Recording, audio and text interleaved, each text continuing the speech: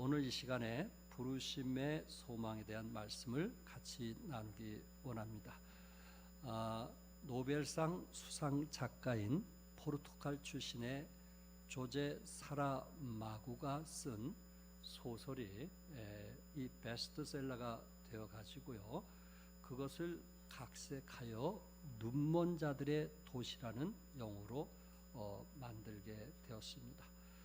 저는 이 책에 대해서 읽지는 못했고 그냥 요약한 내용을 여러분에게 말씀을 드리고자 합니다.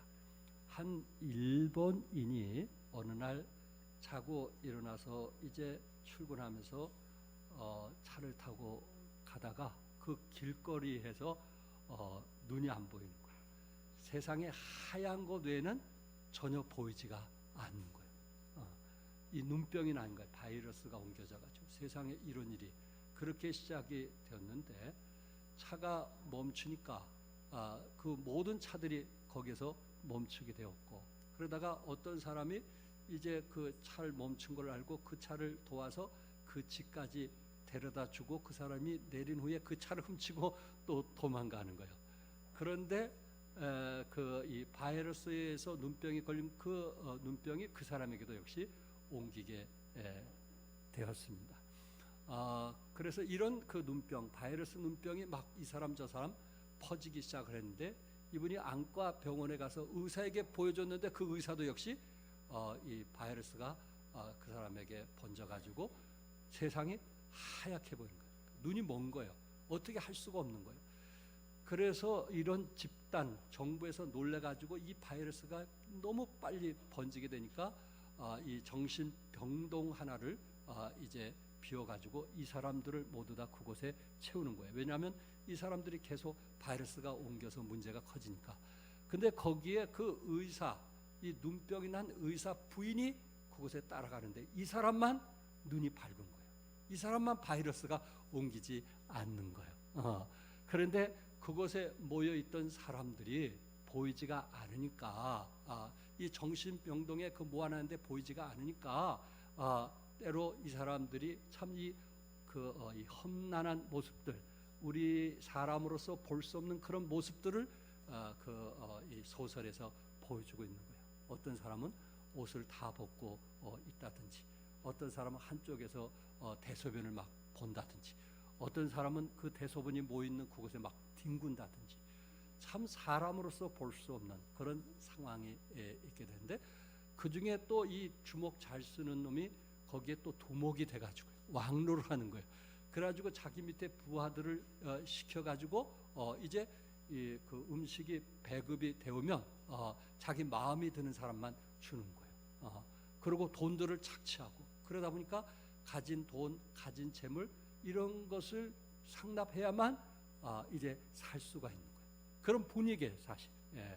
그리고 이 돈이 상납이 안 되니까 어떻게 하냐면은 그 가까이 있는 그 여자들을 자기 이 호실에 들어오게 해가지고 그 여자들을 상납하는 거예요.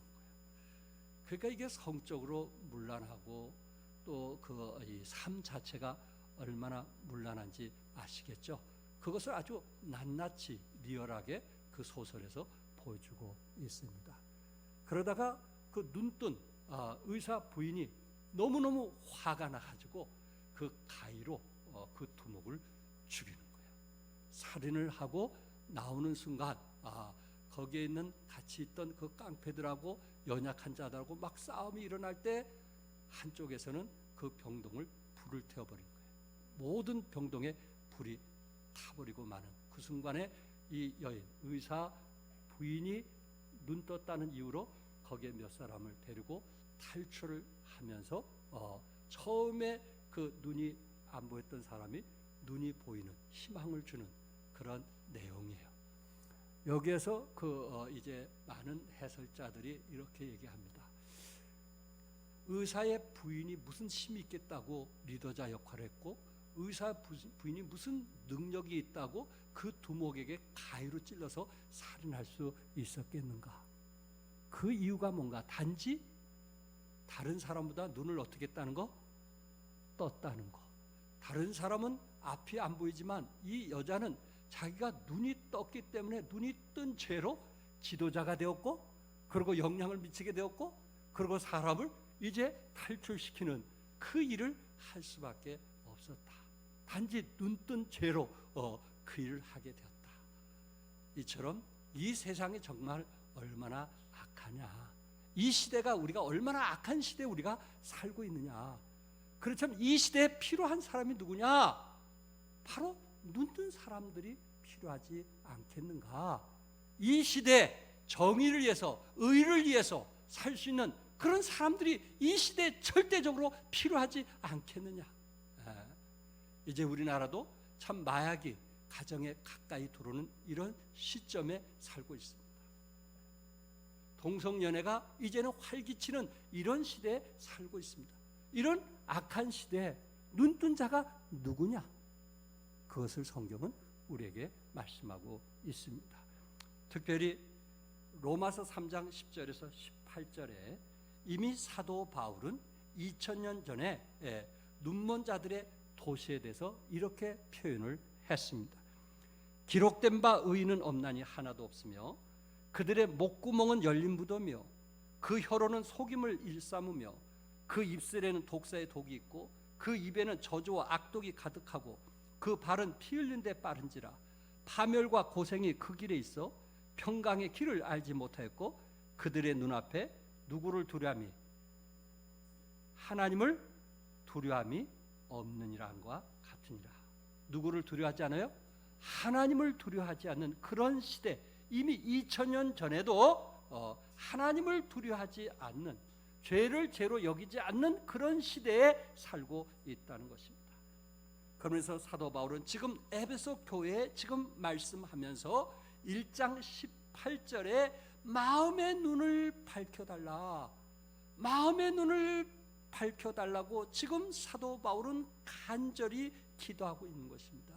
하나님, 에베소에 있는 성도들의 그 마음의 눈을 좀 밝혀서 이 세상을 좀 보게 하게 해주시고, 그리고 하나님께서 그 주신 그 사명을 좀 감당하게 해달라고 간구하고 있습니다. 눈먼 자들의 도시처럼 이미 2000년 전에도 이미 눈먼 자들의 도시가 있었고 그 속에 누군가 눈을 뜬 자들이 있어야 되겠다는 것을 선포하고 있는 것입니다. 눈을 뜬 자는 어떤 일이 일어나게 될까요? 1장 18절에 보면 부르심의 소망을 바라보게 된다는 것입니다. 마음의 눈을 밝히사 그의 부르심의 소망이 무엇이며, 내 마음의 눈을 뜨게 되면 하나님이 나를 부르셨다는 그 소망을 알게 된다 하는 것을 성경은 말씀을 하고 있습니다. 이번에 헝가리에서 유람선 사건 아시죠? 우리나라 관광객들의 그 실종 때문에 우리 모든 사람들이 다 기억하고 있을 것입니다. 200m 앞에 이 정박장이 있기 때문에 그 서둘러 가다가 참 사고를 났다는 이야기도 하고 있고요. 또한 이제 연합 뉴스를 보니까 이 크루즈선이 이제 유람선을 처음에 쳐가지고 한 5명이 강물에 빠졌는데 그들을 구조하는 상황을 보면서 다시 크루즈가 뒤로 빠졌다가 또 다시 가가지고 완전히 정복됐다 하는 것을 그 CCTV로 보여주면서 얘기하는 것을 듣게 되었습니다. 그럴 일이 없겠지만 선장이 이게 의도적으로 했다면은 참 세상이 얼마나 악한 세상인가. 그럴 일이 없겠지만 정말 우리 대한민국의 참 백성들이 이런 일을 당했다는 그 얘기를 듣고 정말 목사로서 애도의 뜻을 표하는 바입니다. 어쨌든 이것이 정말 의도적인 일이었다면 이거 정말 우리의 마음이 어떠하겠어요? 의분에 어떠하겠어요?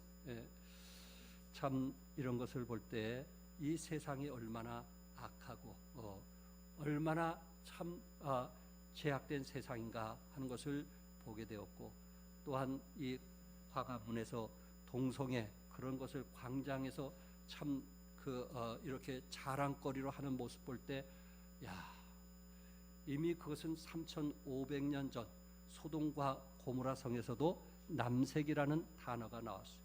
이미 동성애는 오래전부터 시작이 되었던 것입니다.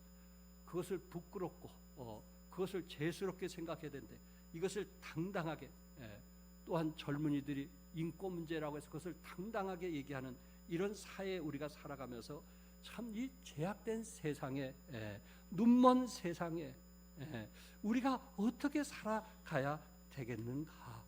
사도 바울은 그래서 이 부르심의 소망, 눈이 열면은 우리가 세 가지 하나님의 은혜를 받게 되는데, 그 중에 하나가 부르심의 소망이 있다라는 것을 강조하고 있습니다.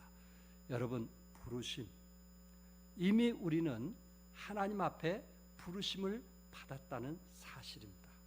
디모데후서 1장 9절에 하나님이 우리를 구원하사 거룩하신 소명으로 부르심은, 여러분과 나를 하나님께서 우리를 구원하사 무엇으로 부르셨어요? 거룩하신 소명으로 우리를 부르셨다, 이렇게 말씀을 했어요. 에베소서 1장 4절에는 우리를 택하사 우리를 사랑 안에서 그 앞에 거룩하고 흠이 없게 하셨다라고 말씀했어요. 이미 십자가의 보혈을 통해서 여러분과 나는 거룩하고 흠이 없는 하나님의 자녀인 것을 믿습니다. 에베소 1장 7절에서도 속량 곧 제사함을 받았니라. 아멘. 무엇을 받았어요? 예수님의 피로 여러분과 나는 죄사함을 받았단 말이에요. 우리가 세상의 죄악으로부터 의롭다함을 얻게 되었고 제사함을 받았다는 그 사실 때문에 우리에게는 소망이 있는 겁니다. 또한 우리가 의롭다 하는 것으로 성경은 끝난 것이 아니고, 데살로니가전서 2장 12절에 보면은 너희를 부르사, 하나님이 우리를 부르신데 이 부르심에 대한 이 소명이 있는데, 자기 나라와 영광에 이르게 하시는 하나님께 합당히 행하게 하려 함이라. 하나님의 나라와 영광에 이르기 위해서 우리가 어떻게 행하기를 원하는 거예요? 합당히 행하기를 원하더라.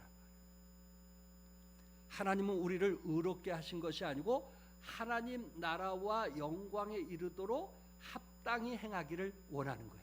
우리가 그리스도 안에서 날마다 성화가 되어져 가기를 원하는 거예요. 어제보다 오늘보다 내일이 나은 그런 사람이 되기를 원하는 거예요. 무엇 때문에? 하나님 앞에 어떤 사람이 되기 위해서 하나님 나라의 영광에 이르도록 하기 위한 것입니다. 아멘. 그러니까 우리는 날마다 우리 신앙이 어떻게 해줘야 되겠어요? 나아져야 되는 거예요. 나아져야 되는 거예요. 고집 부리고 주장하고 자기 생각만 얘기하던 사람이 조금씩 변화되고 나아져야 되는 거예요.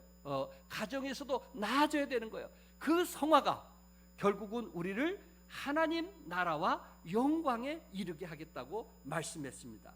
또한 그 부르심은 미래를 향해서 말씀하고 있는데, 디도서 2장 13절에 보면 복스러운 소망과 우리의 크신 하나님 구주 예수 그리스도의 영광이 나타나심을 기다리게 하셨사오니, 우리의 크신 하나님 구주 예수 그리스도의 영광이 나타나시, 우리 주님께서 구름 타고 오실 때 여러분과 나를 부르셔서 우리의 몸을 영화롭게 하리라고 믿습니다.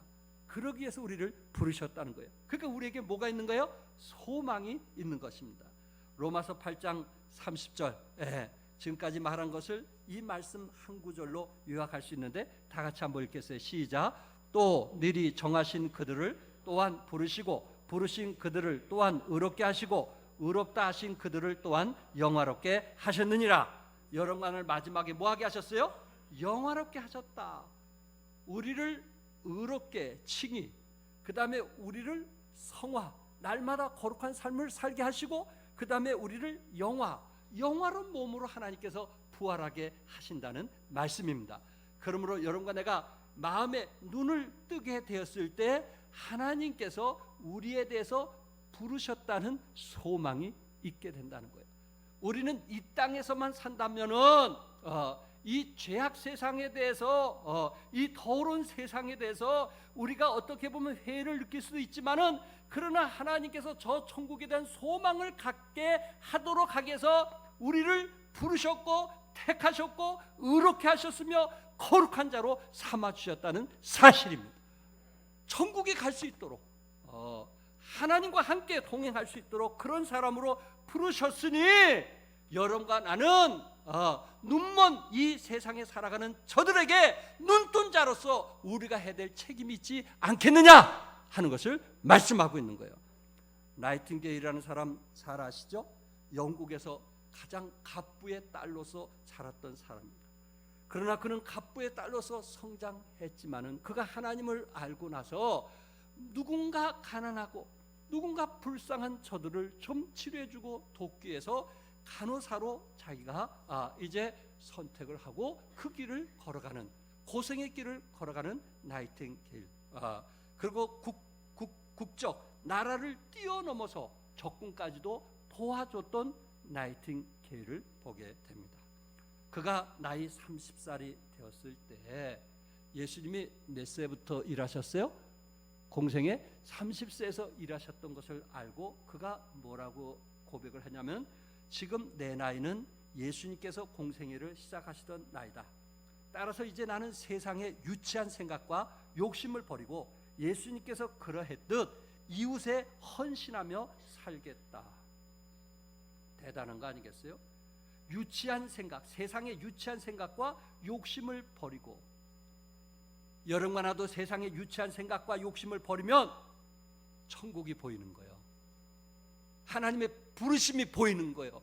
그러나 아직도 세상의 유치한 생각과 욕심을 내려놓지 않으면 아직도 우리는 천국을 향해서 갈 길이 너무나 먼 거예요. 그런데 그는 30살에 자기 집이 가쁘고 부유함에도 불구하고 그 모든 것을 포기하고 오히려 가난한 자들과 또한 고통당하는 자를 위해서 자기 자신을 드리는 겁니다. 그가 세계적으로 알려지게 되었을 때, 정말 천사로 알려지게 되었을 때 한 기자가 이처럼 큰 일을 하시게 된 비결이 무엇입니까? 라고 물었어요. 그랬을 때 나이팅게일은 이렇게 얘기합니다. 예수님께서 나를 불러주신 그 뜻에 나를 맡기고 살아온 것밖에 없습니다. 예수님께서 나를 불러주신 그 일에 제가 최선을 다한 것뿐이다. 이렇게 말하더라 말이에요. 하나님께서 우리를 뭐 하셨어요? 부르셨다는 거예요. 하나님께서 여러분과 나를 부르셨다는 거예요. 하나님께서 우리를 대신하여 자신을 주심은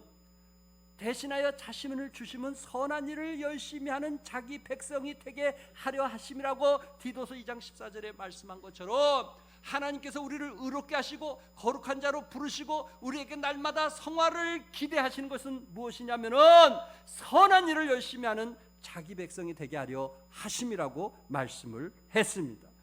그러므로 사랑하는 성도 여러분, 우리가 살아가는 이 시대에 어떻게 보면은 눈먼 이 시대에 많은 사람들이 죄악을 물마듯이 마시는 이런 시대에 눈동자가 필요하지 않겠는가?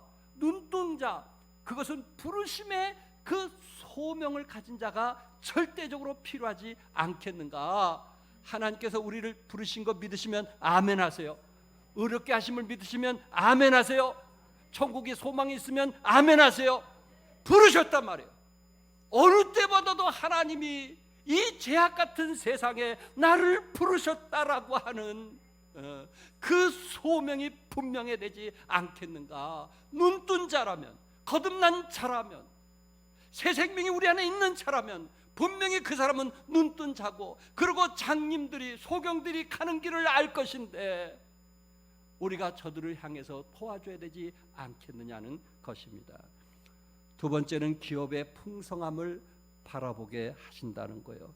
에베소 1장 18절에 성도 안에서 그 기업의 영광의 풍성함이 무엇이며, 그 기업, 구약의 기업이라고 하는 것은 이스라엘 백성들이 애굽에서 430년 동안 노예 생활을 하게 되었을 때 저들의 기업은 가나안 땅이었어요. 그래서 가나안 땅으로 인도해서 거기에 12지파로 나눠서 그 기업을 이루게 하는 것이 구약시대 개념이었단 말이에요. 그러면 신약시대 기업은 무엇일까요?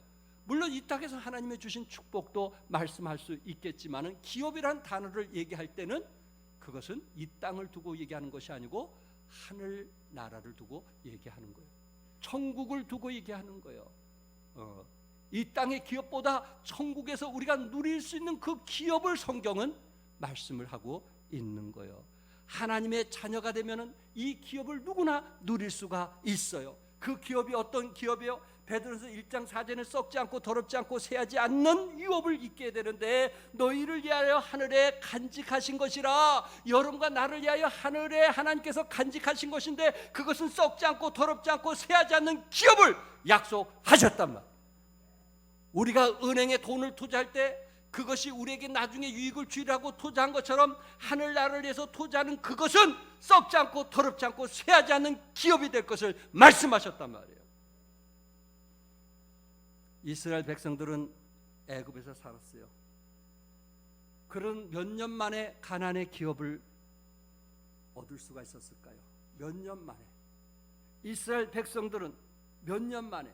사도행전 13장 19절에 보면 가나안 땅 7족속을 멸하사 그 땅을 기업으로 주시기까지 약 몇 년? 450년이 걸렸어요. 몇 년? 450년. 이스라엘 백성들이 가나안 땅을 기업으로 얻기까지, 젖과 꿀이 흐르는 가나안 땅을 기업으로 얻기까지 450년이 걸렸다고 성경은 말씀하고 있어요. 그렇다면 여러분과 나는 하늘나라의 기업을 얻기까지 몇 년이 걸리실 것 같아요? 몇 년이 걸릴 것 같아요? 주님이 오늘 밤에 오신다면 우리는 하루 만에 기업을 얻게 될 것입니다. 만약에 주님이 더디 오신다면 어떤 사람은 20년이 걸릴 수도 있고, 어떤 사람은 5년이 걸릴 수도 있고, 어떤 사람은 40년, 50년이 걸릴 수도 있을 것입니다.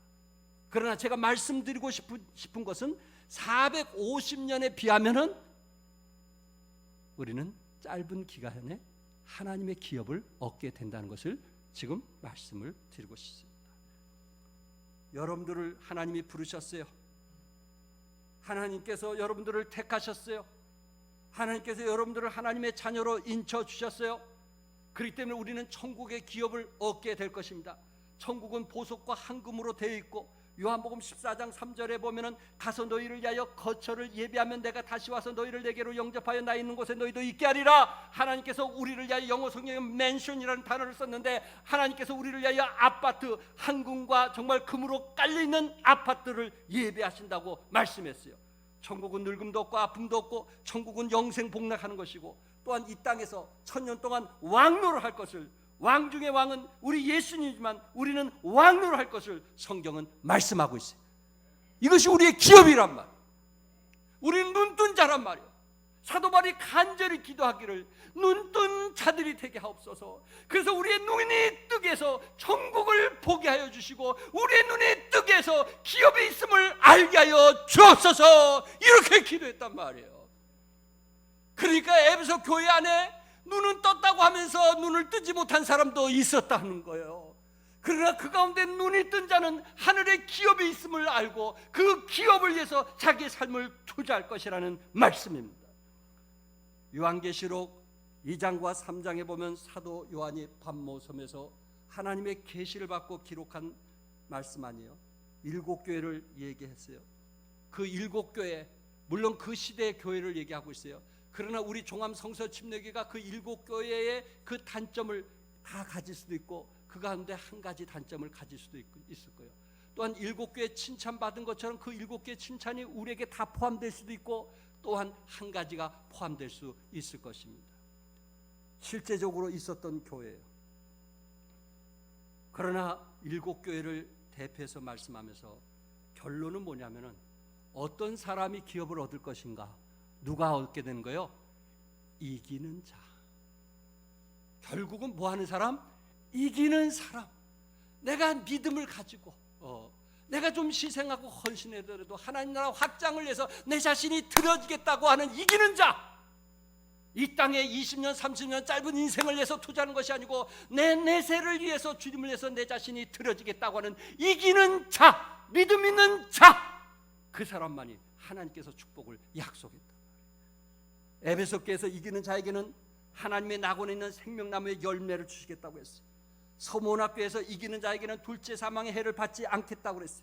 버가모교회 이기는 자에게는 감춘 만나를 주겠다고 말씀했고, 두아디라 교회는 이기는 자에게는 만국을 다스리는 권세를 주겠다고 말씀했고, 사도교회는 내가 그 이름을 생명책에 결코 지우지 아니하겠다고 말씀하면서 하나님께서 천사들 앞에 너의 믿음을 시인하겠다 그렇게 말씀했고, 빌라델피아 교회는 이기는 자에게는 하나님의 성전의 기둥이 되게 하겠다.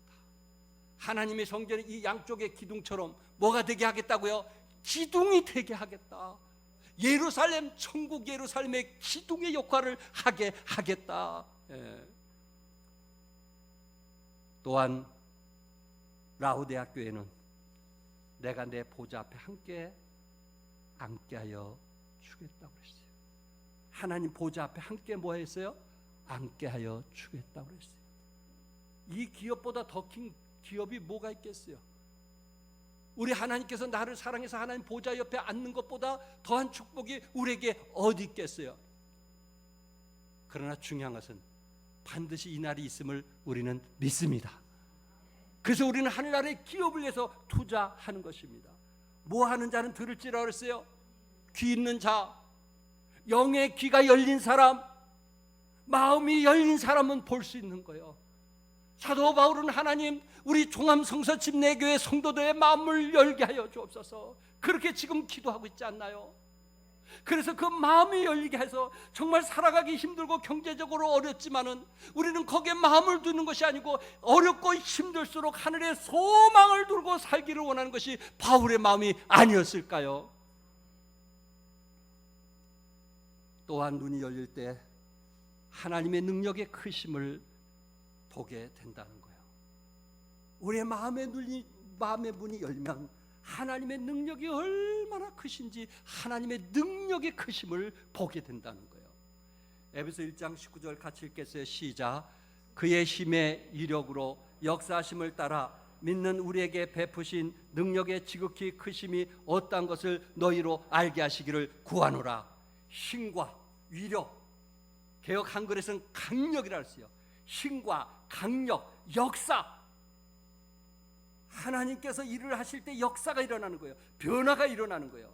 이 짧은 구절에 하나님 에베소 성도들이 눈을 뜨게 해서 하나님의 힘과 하나님의 그 강력한 썬파워 힘과 역사심을 보게 하여 주옵소서. 우리에게 베푸신 능력의 지극히 크심이 어떠한 것을 너희로 알게 하시기를 구하노라. 하나님이 우리에게 베푸신 능력의 지극히 크심, 능력의 지극히 크심. 이 말은 신약성경 기자들 중에 지극히 크심이라는 단어는 사도 바울만 특별히 사용된 단어였어요. 이거는 누구나 사용한 단어가 아니란 말이에요. 사도 바울이 신약 시대에 처음으로 사용하는 단어였는데 그 단어가 뭐냐면은 능력의 지극히 크심이 어떠한 것을 너희가 알게 하시기를 구하노라. 사랑하는 성도 여러분, 하나님께서 우리에게 이렇게 알기를 원하시는 거 아닌가요? 하나님께서 우리에게 베푸신 그 능력의 지극히 크심이 어떠함을 우리가 좀 알기를 원하시는 거 아닐까요? 그래서 때로 힘들고 어렵지만 하나님의 능력의 크심을 알게 다시 일어나고 도전하고 하나님 의지하면서 승리하기를 원하는 거 아닐까요? 때로 여러 가지 사건상 어렵고 힘들 수도 있지만 불편한 점이 있지만은 하나님 좀 믿음을 가지고 다시 한번 강건해지기를 원하시는 게 아닐까요? 지극히 크심을, 능력의 지극히 크심을 에베소 1장 20절과 22절에 말씀을 했어요. 뒷받침을 해주고 있어요.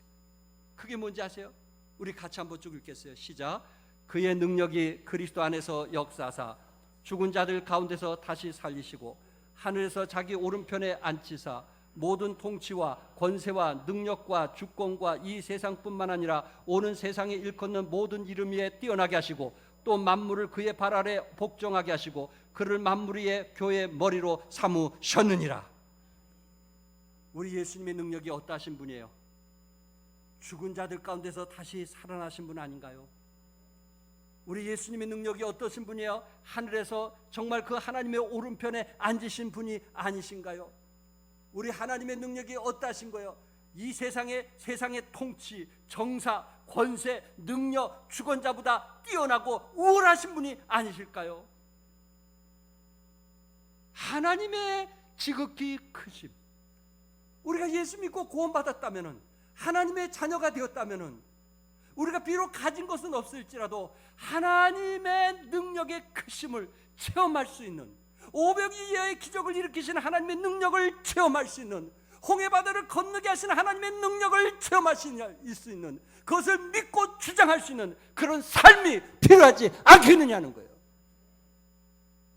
나약하게 살 이유가 없잖아요. 연약하게 살 이유가 없잖아요.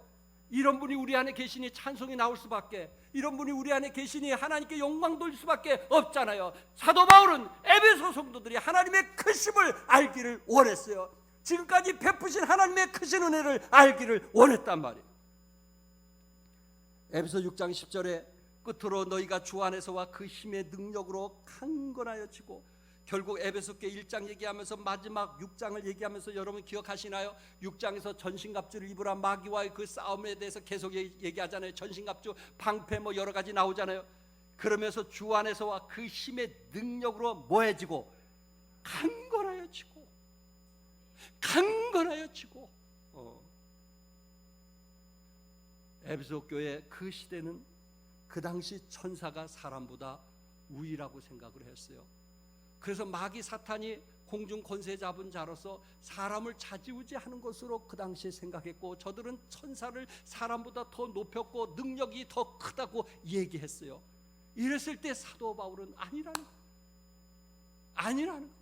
악한 마귀를 할지라도 십자가의 보혈로 구원받은 하나님의 자녀들은 넉넉히 이길 수 있는 힘이 있다는 것을 말씀하고 있고, 하나님의 크신 힘이 없다는 것을 말씀하고 있단 말이에요. 요한일서 2장 14절에 청년들아, 내가 너에게 쓴 것은 너희가 강하고 하나님의 말씀이 너희 안에 거하시며 너희가 흉악한 자를 이겼습니다. 너희가 강하고 하나님의 말씀이 너희 안에 거하심으로 너희가 흉악한 자를 뭐 했어요? 이겼다. 하나님의 능력을 가지면 세상을 넉넉히 이길 수 있다. 능력이 없으면 세상에 질 수밖에 없지만, 능력이 있으면, 여러분이 아시는 것처럼 삼손이 능력을 잃게 되지 않았어요? 하나님의 능력을 잃게 됐을 때 블레셋의 조롱거리가 되었어요. 머리는 잘리고, 머리카락 잘리고, 눈은 뽑히고, 줄에 묶여 블레셋 사람들 앞에 제주를 부리는 이런 형편없는 사람이 되었단 말이에요. 하나님의 능력이 없을 때 우리는 눈먼 도시에 형편없는 사람이 되는 거예요. 예? 눈먼 도시처럼 저들과 같이 생활하는 거예요. 옷도 벗고 성생활에 만족하고, 초한 일을 더럽게 생각하지 않고, 마약 먹는 거, 술 취하는 거, 제약, 세상 사는 거. 왜? 능력이었으니까. 하나님이 주신 능력이었으니까. 힘이 없으니까. 세상을 그냥 우리가 품는 거예요. 세상이 좋아하는 대로 흘러가는 거예요. 내 육신을 즐겁게 하는 것이 우리 주위에 얼마나 많은지 아시죠? 그것을 내려놓을 수 있고 이길 수 있는 것은 하나님의 주신 썬파워, 능력, 힘만이 필요하다면, 영적으로 눈을 뜨게 되면 하나님께서 주신 힘의 능력으로 믿는 우리에게 베푸신 능력이 지극히 크심을 알게 하시기를 구하노라. 능력의 지극히 크심을 알게 하시기를 구하노라.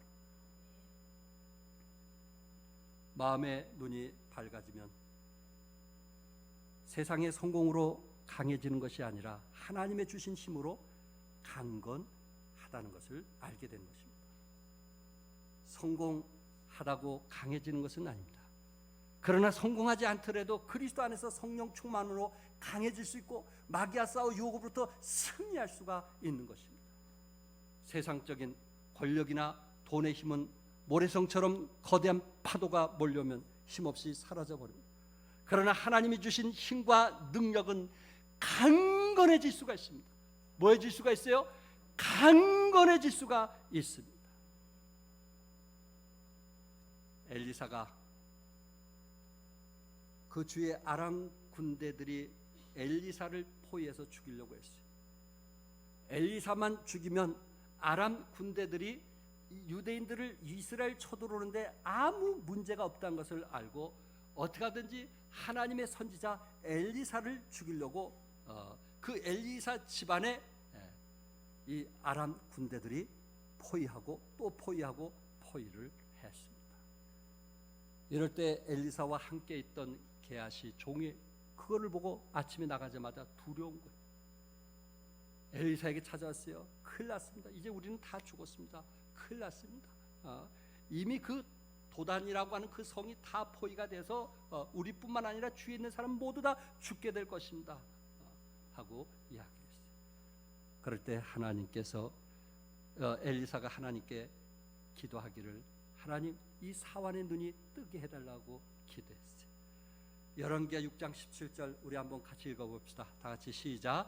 기도하여 이르되 여호와여 원하건대 그의 눈을 열어서 보게 하옵소서 하니 여호와께서 그 청년의 눈을 여심해 그가 보니 불말과 불병거가 산에 가득하여 엘리사를 둘렀더라. 아멘. 우리는 앞에 문제가 있지만 그 문제보다 크신 하나님을 바라볼 수 있기를 바랍니다. 그러려면 좀 눈이 떠져야 되는 거예요. 마음의 눈이 떠져야 되는 거예요. 믿음 어린 사람이 좀 마음의 눈이 떠져야 되는 거예요. 그래야 크신 하나님을 바라볼 수 있고 담대하고 세상을 넉넉히 이기는 삶을 살아갈 수가 있는 것입니다. 사랑하는 성도 여러분, 눈먼 자들의 도시와 같이 제약이 관용하는 이 시대에 우리는 살고 있잖아요. 이럴 때 우리는 무책임하게 약하고 힘없이 살아갈 수도 있습니다. 그러나 우리들은 마음의 눈이 밝혀질 때 부르심에 소망이 있게 되었고 또한 기업의 풍성함을 기대하면서 충성하는 삶을 살게 될 것이고 우리들에게 베푸신 능력의 지극히 크심을 믿고 영적인 마귀와 싸움에서 믿음으로 승리하는 눈먼 자의 도시를 변화시키는 하나님의 사람이 되시기를 주님의 이름으로 축복합니다. 기도하겠습니다.